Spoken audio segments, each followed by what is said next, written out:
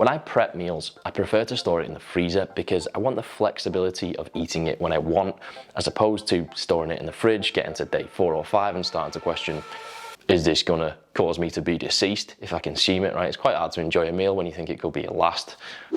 Maybe you'd enjoy it more actually. That's a philosophical quagmire. Now, if you're gonna freeze your meals, you should be aware that not all foods should be frozen. Water inside the food freezes, expands, it fucks with the structure. It's basically science and stuff. It's science. But what it means is you have fewer options. Certain veg is just gonna turn into mush once it's been thawed and reheated. And generally speaking, large chunks of lean meat or fish are gonna end up dry and leathery. This is why mince is your friend, right? Perhaps your best friend, just kidding. I'm your best friend. It's effectively protein that's already been chewed, right? So it can just blend into the rest of your meal. It's stealth protein, right? Another convenient bonus is that there are varying levels of fat content available, so you can just choose whichever is most appropriate for how fat and or poor you are. So my strategy for the most palatable freezer meal prep boils down to cook a load of mince and then just hide it in stuff that tastes good, right? And that is what we're gonna do today. All right, first up, I'm gonna prep a British classic, the cottage pie.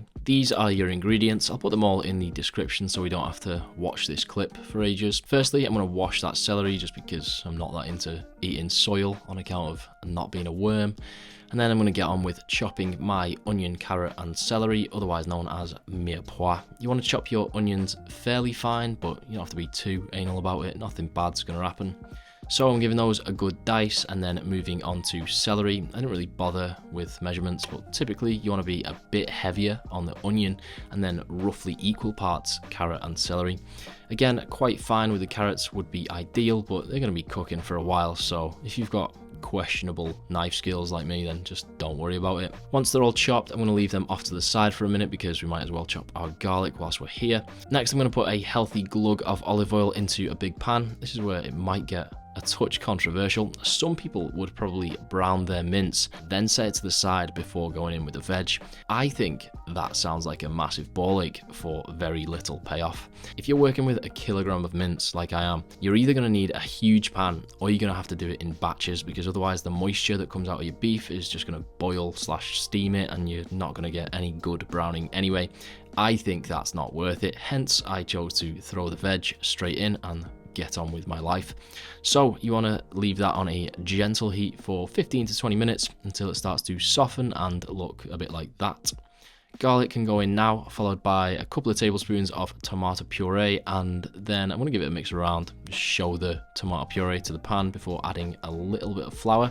That wasn't in my ingredients list, so make a note of it. It'll just help thicken up your sauce later. That needs a few minutes on a higher heat, so whilst it's cooking, I'm just going to make my beef stock like so. Alright, it's time to add the beef, or re-add the beef if you did bother browning it. I'm using a kilogram and making 5 meals, so 200 grams of beef mince per meal on average, which is a pretty solid protein hit by any standards.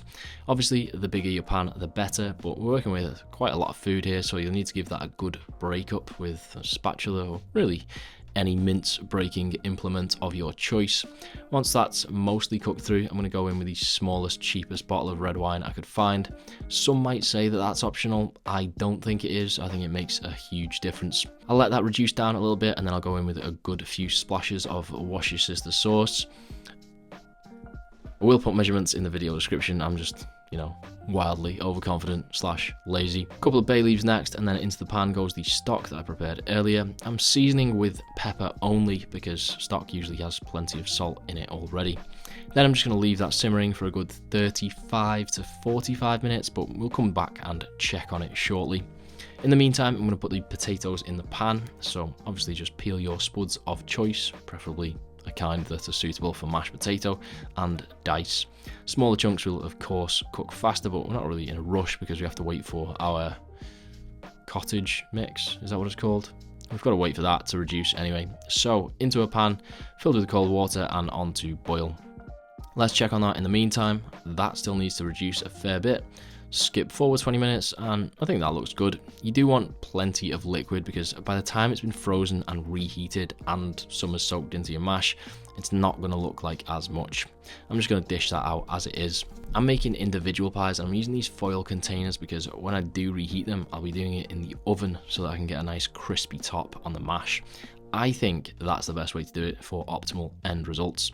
Don't worry about the sauce initially, just try and evenly distribute your meat, then you can just pour over the sauce later, like so. Just time to mash this. Mash. Is that like toasting toast? Mash these potatoes. Go as hard or easy on the butter as you like, although not too easy, you know what I mean? And then a drop of milk will help cream things up a bit. If you did really want extra fluffy mash, you could use a hand mixer, but I believe in hard work and determination, so I'm just going to use some good old-fashioned manual labour. Then I'm laying that mash on top, trying my best to evenly distribute, but inevitably failing. And once I'm happy with that, I'm going to do my best to flatten it out with something flat. Don't put too much mash on top, because then when you put your lid on, you'll just smush your filling and it'll ooze out the sides. That's not ideal. And then once they are cooled, lid on and into the fridge and or freezer. But wait, there is one final step. When you do come to consume these, I'd recommend adding some cheese. I'm going for an extra mature cheddar and also fluffing up that mash a bit with a fork so that you can get some crispy bits. If you're cooking from frozen, you want low and slow for a while and then blast it high for 5 minutes to crisp up the mash and cheese on top. Actual times and temperatures will depend on the size and shape of your container and portion, but I did 35 minutes on 180 and then 5 minutes on 200. And that's that. Pretty straightforward, high protein, tasty. What else do you need? Let's move on.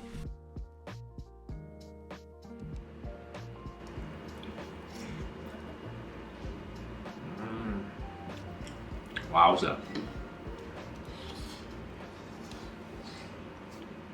Next up, I'm going to call this Stroganoff-ish because we are straying from the classic recipe. The main difference is we're using beef mince instead of fillet steak or some other tender cut, because it would just be insanity to go to the effort of using a nice cut of beef only to ruin it in the microwave when we reheat it. I'm going to put my rice on first just to get that out of the way. A lot of people do prefer stroganoff with pasta. I think I probably do, but it's just not going to survive the freezer so well, so I'm sticking with rice. Again, I'm starting by prepping all of my veg.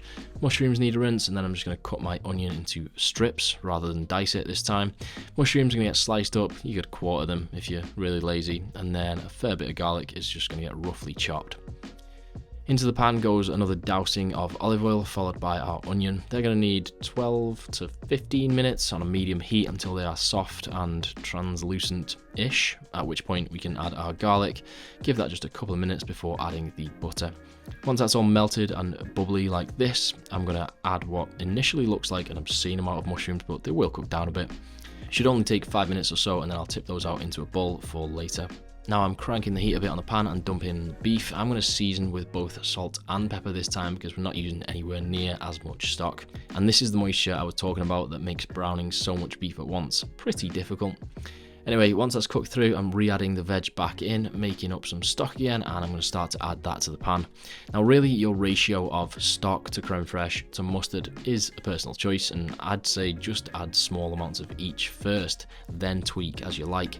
Some people would pre-mix it all, then add it all together, but I think if you're doing taste tests, then I think it's better for it to be mixed in with your beef and veg juices before you start tweaking things. I like quite a mustardy sauce, so I'm going pretty hard on that, but you know, much like salt, you can add more, but you can't take it away. So, you know, just be cautious. The last thing you want to do is be whipping out your chemistry set and attempting to distill English mustard out of a stroganoff. That's just messy business, right? As you can see, this is far from the most aesthetic meal you're ever going to prepare. That's probably why there wasn't a picture of it in the thumbnail.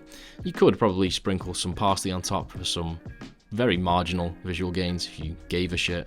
I happen not to. It does taste better than it looks, trust me. Or don't trust me and just make it. I'm just using the usual meal prep containers for this one because I'm just reheating it in the microwave this time. And I think that's all we've got for now, folks. You can just witness a taste test before you go. Delightful stuff.